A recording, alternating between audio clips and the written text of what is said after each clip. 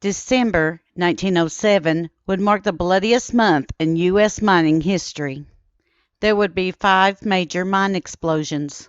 This video will include the mines of Naomi, Monongah Nos. 5 and 8 disaster, the Yolande explosion, the Darr disaster, and the Bernal disaster. A total of 703 miners would be lost to these disasters, and the Bureau of Mines would be created to help solve the safety issues of the industry. Naomi mine explosion at Fayette City, Pennsylvania, December 1st. The Naomi mine was located 2 miles from Fayette City, Pennsylvania. The Pittsburgh coal seam was at the depth of 160 feet below the surface.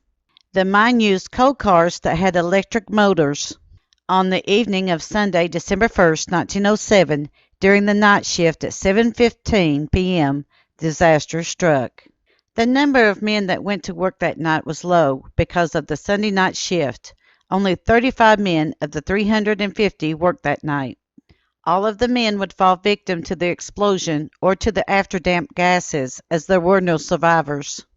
The force of the explosion was of such great magnitude that people from miles away felt the shock from it. The shock wave had caused the entrance to the mine to collapse, and the deadly fumes from the afterdamp had caused the remaining passageways to fill with toxic gases. Many of the passageways were also filled with the timbers that held up the mine roof, as they had been blown away by the force of the explosion. The ventilation shaft was destroyed, as bricks and concrete were thrown all over the area. Only one man, whose name is unknown, managed to reach the surface, only to die shortly later from exposure to the afterdamp gases.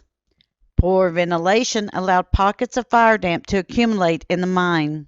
The cause of the explosion is believed to be from an electrical arc or an open light from a miner's hat that ignited the fire damp mixed with coal dust. However, many inspectors of the day did disagree as to the point of origin for the explosion. There was not enough evidence to blame the mine operators for the conditions of the mines. However, several safety measures were not heeded at that time. Monongah No. 6 and No. 8 mines at Monongah, West Virginia, December 6th. Fairmont Coal Company had 2 mines in Monongah, West Virginia. The No. 6 and No. 8 were located on the Monongahela River, about 6 miles south of Fairmont, West Virginia. At that time, the Fairmont Coal Company ran model mines, and it was at the forefront of using electrical equipment in the extraction of coal. It had a huge ventilation mechanical fan, electrical coal cutting machinery, and locomotives to haul the coal out of the mines. The morning of December 6, 1907, will forever be associated as the date of the worst mine disaster in America's history. This disaster would take the lives of at least 360 men and give birth to the United States Bureau of Mines. This disaster could have been a lot worse than it was, as it predated the Fair Labor Standards Act of 1938, or the FLSA, by 3 decades. Officially, there were 367 men who showed up for work that morning. According to one source, the explosion occurred at 10:28 a.m. Most of the men inside of the mine died instantly. Because of the explosion, the blast caused a great deal of damage to the mine and the surface. The ventilation systems and mechanical fans were destroyed.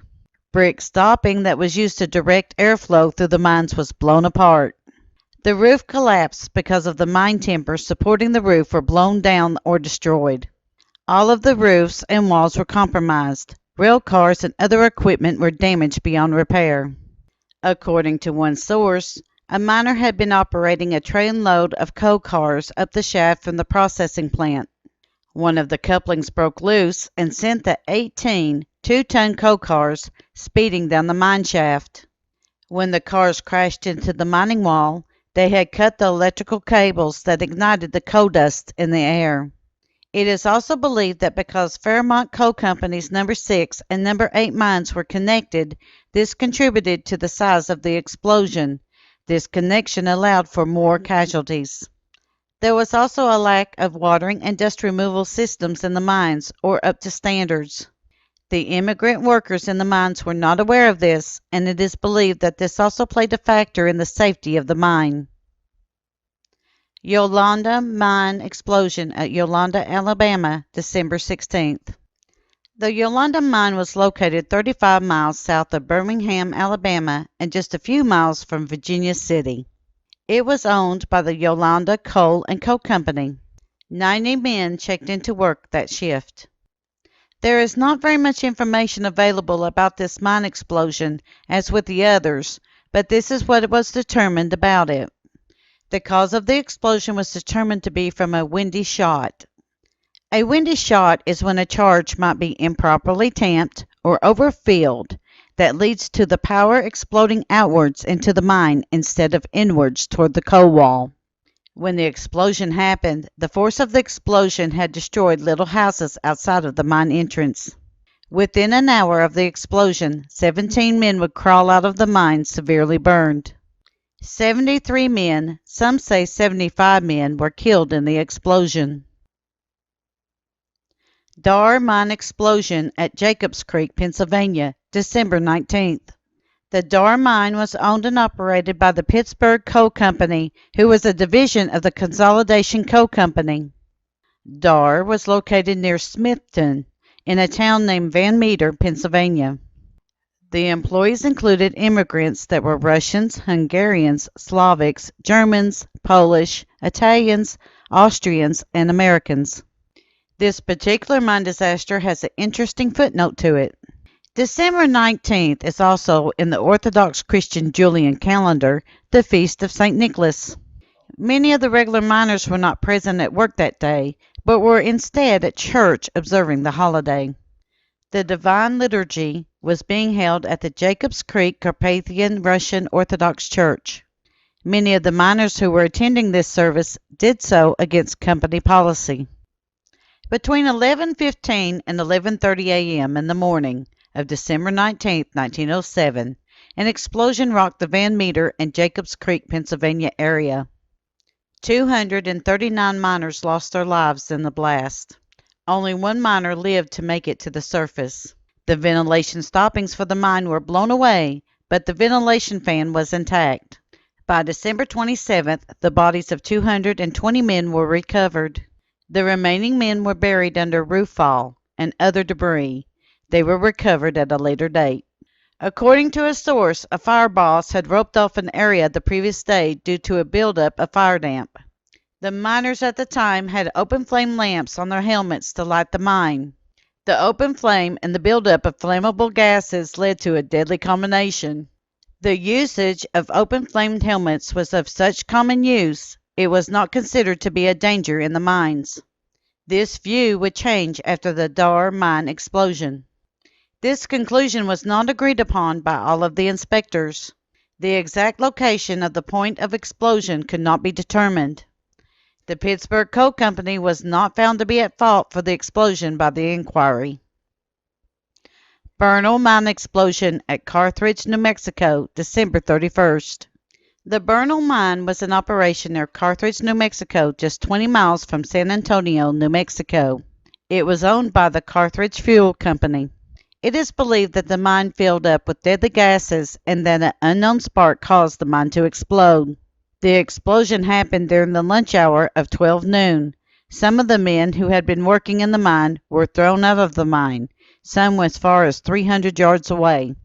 There were 14 men listed still in the mine, 11 of whom died instantly and 3 survivors. There is not a lot of information available about this mine disaster as it took place in New Mexico.